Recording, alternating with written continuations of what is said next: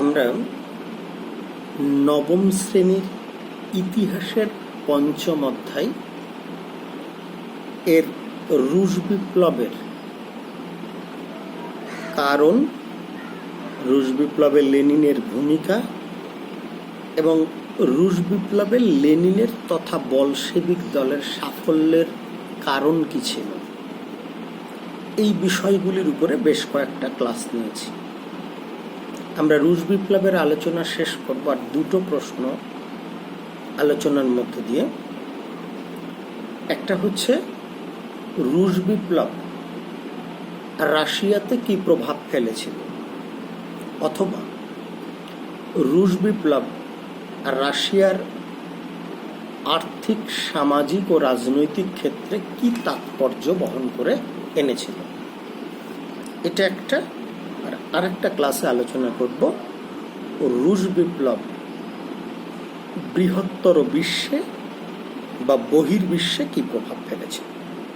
আমাদের প্রথম আলোচ্য হচ্ছে রাশিয়াতে রুশ বিপ্লবের প্রভাব।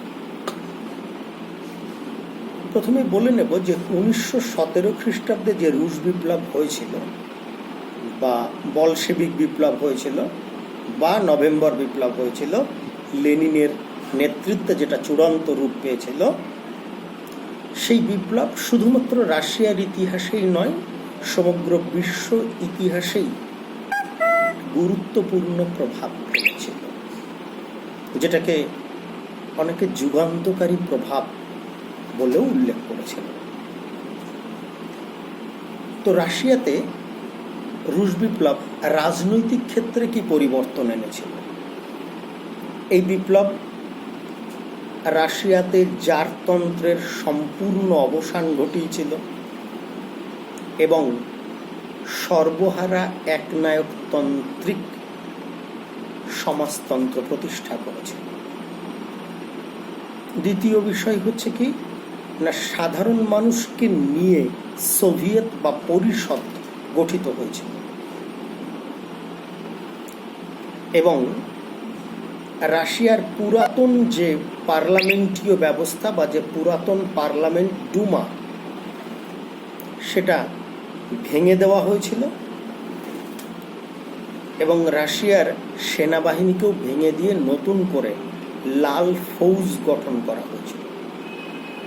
তাহলে রাশিয়ার বিপ্লবের গুরুত্বপূর্ণ রাজনৈতিক প্রভাব আমরা চারটি বলতে পারি। একটা হচ্ছে জারতন্ত্রের পতন, দ্বিতীয় হচ্ছে সর্বহারা সমাজতান্ত্রিক একনায়কতন্ত্র প্রতিষ্ঠা, ডুমা বা আইনসভা ভেঙে সোভিয়েত বা পরিষদ গঠন করা এবং পুরাতন সেনাবাহিনী ভেঙে লাল ফৌজ গঠন করা। এটা গেল রাজনৈতিক প্রভাব। গির্জার প্রভাব রাশিয়াতে বিপ্লবের পরে হ্রাস পেয়েছিল। বলছে আগে রাশিয়ার গির্জার বা যারা নাকি পাদ্রী ছিলেন তাদের রাজনৈতিক ব্যবস্থার উপর অনেক বেশি প্রভাব ছিল, কিন্তু গির্জার এই প্রভাব বিপ্লবের পরে ধ্বংস করা হয়। গির্জা এবং রাষ্ট্রকে পৃথক করা হয়। গির্জার সমস্ত সম্পত্তি বাজেয়াপ্ত করে গির্জাকে রাষ্ট্রীয়করণ করা হয় এবং রাশিয়াতে গির্জার প্রভাবাধীন শিক্ষা ব্যবস্থা তুলে দিয়ে একটা ধর্মনিরপেক্ষ জাতীয় শিক্ষা ব্যবস্থা প্রবর্তনের চেষ্টা করা হয়। অর্থনৈতিক ক্ষেত্রে রুশ বিপ্লব কি প্রভাব ফেলেছিল? আসলে লেনিনের নেতৃত্বাধীন যে বলশেভিক সর্বহারা একনায়কতান্ত্রিক সরকার রাশিয়াতে প্রতিষ্ঠিত হয়েছিল, এই ধরনের মতাদর্শ অবলম্বনকারী সরকার সারা বিশ্বে ছিল প্রথম। তারা অর্থনৈতিক ক্ষেত্রে যে সংস্কারগুলি সাধন করেছিল সেটা হচ্ছে বিনা ক্ষতিপূরণে কলকারখানা, শিল্প প্রতিষ্ঠান সবগুলো জাতীয় সম্পত্তিতে পরিণত করা হয়। অর্থাৎ কলকারখানার মালিক যারা ছিল বা শিক্ষা প্রতিষ্ঠান যেগুলো ছিল তাদেরকে কোনো রকম ক্ষতিপূরণ না দিয়ে এই দেশের সম্পদগুলোকে জাতীয় সম্পদে পরিণত করা হয়েছিল এবং সমস্ত কিছু পরিচালনার দায়িত্ব রাষ্ট্র তথা সর্বহারা শ্রমিক শ্রেণীর একনায়কতন্ত্র পরিচালকদের। তৃতীয় অর্থনৈতিক পরিবর্তন কি? শ্রমিকদের কাজের সময় একদম নির্দিষ্ট হয় 8 ঘন্টা। তারপর ন্যায্য বন্টন ব্যবস্থা তৈরি হয়। কৃষি ক্ষেত্রগুলির সংস্কার সাধন করে কৃষকদের মধ্যে জমি বিতরণের ব্যবস্থা করা হয় এবং সবচেয়ে বড় কথা, সাধারণ মানুষের অর্থনৈতিক উন্নয়নের চেষ্টা করা হয়। সামাজিক প্রভাব কি ছিল?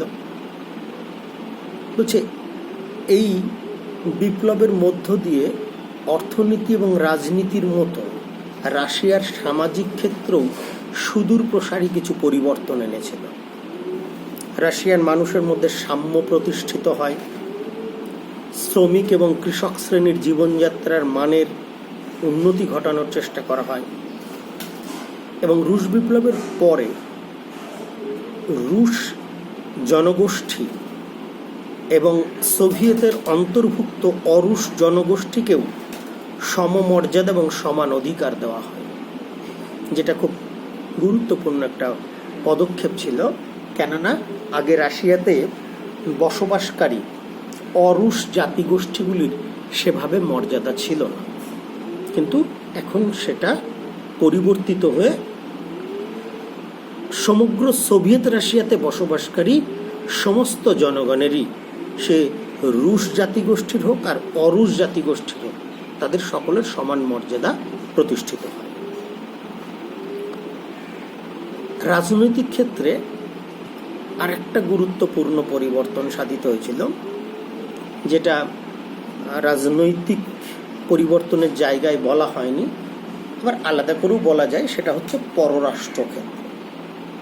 পররাষ্ট্র নীতির ক্ষেত্রে আমরা বলশেবিক দল বিপ্লবের পূর্বেই প্রথম বিশ্বযুদ্ধকে সাম্রাজ্যবাদীদের যুদ্ধ এবং রুশ জনগণ যুদ্ধ নয় শান্তি চাই, এই যে স্লোগানগুলো বলশেবিকরা তুলেছিল, সেই নীতিকে অনুসরণ করেই পররাষ্ট্র নীতির ক্ষেত্রে রুশ বিপ্লবের পরে বিশ্বযুদ্ধ থেকে রাশিয়া নিজেকে সরিয়ে নেয় এবং জার্মানির সঙ্গে ব্রেস্ট-লিটভস্কের সন্ধি স্বাক্ষর করে দেশে শান্তি প্রতিষ্ঠার চেষ্টা করে এবং জার্মানির সঙ্গে যুদ্ধ বন্ধের চেষ্টা করে। আর একটা কি, অবশ্যই রাজনৈতিক ক্ষেত্রেই এই পরিবর্তন বলা যায় যে সমাজতন্ত্র এবং ধনতান্ত্রিক এই পরস্পর বিরোধী দুই আদর্শে একটা বিরোধিতার পরিমণ্ডল রুশ বিপ্লবের পরে রাশিয়াতে তৈরি হয়েছে।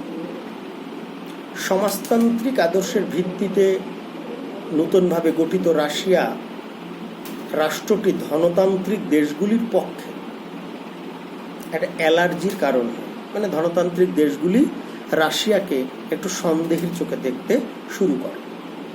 এমনকি ধনতান্ত্রিক রাষ্ট্রগুলি রাশিয়াকে বিপদের কারণ হিসাবেও দেখতে শুরু করে। ফলে পাশ্চাত্যের ধনতান্ত্রিক দেশগুলির সঙ্গে রাশিয়ার সম্পর্কের অবনতি হয়, এমনকি পাশ্চাত্যের দেশগুলি এই বলশেবিকদের সমাজতান্ত্রিক সরকারের পতন ঘটাতেও সচেষ্ট হয়। এভাবে আমরা দেখি রুশ বিপ্লব রাশিয়াতে আর্থিক, সামাজিক, রাজনৈতিক এবং যেটাকে রাজনীতির অন্তর্ভুক্ত করতে পারি পররাষ্ট্র ক্ষেত্রে কি ধরনের পরিবর্তন সাধন করেছিল সেগুলি আলোচনা করলাম। প্রসঙ্গত একটা জিনিস একটু বলে নিই যে 1917-তে নভেম্বর বিপ্লবের মধ্য দিয়ে লেনিন যখন সমাজতান্ত্রিক সরকার প্রতিষ্ঠা করেছিলেন, তখন রাশিয়াতে কিন্তু এক ধরনের পাল্টা প্রতিক্রিয়া তৈরি হয়েছিল, যেটাকে আমরা ফলাফলের অন্তর্ভুক্ত করতেও পারি। পাল্টা প্রতিক্রিয়া কি না, 1917-তে যখন বলশেবিক বিপ্লব সফল হলো এবং এই বিপ্লবের মধ্য দিয়ে একটা সমাজতান্ত্রিক সরকার প্রতিষ্ঠিত হলো, তখন রাশিয়াতে পুরানো যে সামাজিক শ্রেণী যারা কিনা দীর্ঘদিন ক্ষমতা ভোগ করে এসছে, সেই যাজক এবং অভিজাত শ্রেণী, তাদের সঙ্গে এই নবোদিত কৃষক শ্রমিক শ্রেণী এবং বলশেবিকদের দ্বারা পরিচালিত সরকারি দলের সঙ্গে একটা সংঘাত দেখা দেয় পুরাতন প্রতিষ্ঠিত সামাজিক গোষ্ঠীগুলির সঙ্গে। এক কথায় বলা যেতে পারে নতুন সমাজতান্ত্রিক সরকারের বিরুদ্ধে বিরোধিতা শুরু করেছিল পুরানো প্রতিষ্ঠিত সামাজিক গোষ্ঠী, মূলত যাজক এবং অভিজাতরা। এবং এদের এই সরকার বিরোধী প্রচেষ্টাকে প্রতিবিপ্লব নামে অভিহিত করা যেতে পারে, এবং এই প্রতিবিপ্লবটা পরিচিত ছিল শ্বেত সন্ত্রাস নামে। এবং রাশিয়ার এক বিস্তীর্ণ এলাকায় এই সন্ত্রাস বা শ্বেত সন্ত্রাস, অর্থাৎ রাশিয়ার বলশেবিক সরকার বিরোধী তৎপরতা শুরু হয়। ফলে রাশিয়াতে একরকম গৃহযুদ্ধ দেখা দেয় এবং 1918 থেকে 1920 পর্যন্ত রাশিয়াতে এই অভ্যন্তরীণ দ্বন্দ্বের ব্যাপারটা চলতে থাকে। তবে এই দ্বন্দ্ব এতদিন চলার একটা বড় কারণ ছিল যে প্রতিবিপ্লবী বা শ্বেত সন্ত্রাসকারীদেরকে পাশ্চাত্যের ইউরোপীয় দেশগুলি, যারা কিনা বলশেবিক সমাজতন্ত্রের বিরোধী ছিল, তারা মদত দিয়েছিল। তবে শেষ পর্যন্ত সোভিয়েত রাশিয়া এই শ্বেত সন্ত্রাসকারীদের বিরুদ্ধে সফল হয়েছিল এবং রাশিয়াতে নবোদিত বা নবভাবে প্রতিষ্ঠিত সমাজতান্ত্রিক যে সরকার প্রতিষ্ঠিত হয়েছিল তারা দীর্ঘস্থায়ী হয়েছিল। এই হচ্ছে রুশ বিপ্লবের অভ্যন্তরীণ ফলাফল বা রুশ বিপ্লব রাশিয়ার আর্থিক, সামাজিক, রাজনৈতিক ক্ষেত্রে যে প্রভাব ফেলেছিল সেগুলির আলোচনা শেষ করব।